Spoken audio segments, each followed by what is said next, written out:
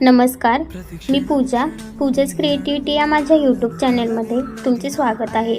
आज आपण बघूया लहान बाळांसाठी, गरोदर स्त्रियांसाठी, वृद्धांसाठी तसेच आजारी माणसांसाठी खिमटी कशी बनवायची ते।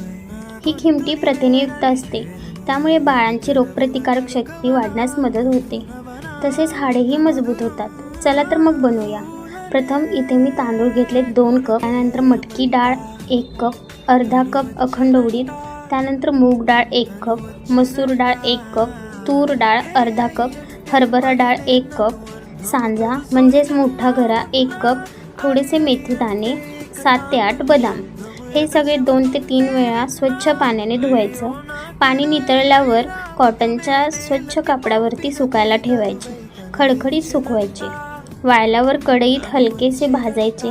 भाजताना त्यामध्ये ओवा आणि जिरे घालायचे।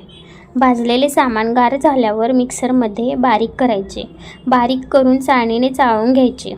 त्यानंतर चाळलेले पीठ तूप घालून भाजायचे। भाजताना त्यामध्ये थोडी हिंग पावडर पण घालायची। तयार झाली आपली खिमटी, खाण्यासाठी एकदम पौष्टिक। रेसिपी आवडल्यास पूजाच क्रिएटिव्हिटी या चॅनलला लाईक, शेअर, कमेंट्स आणि सबस्क्राईब करायला विसरू नका। धन्यवाद।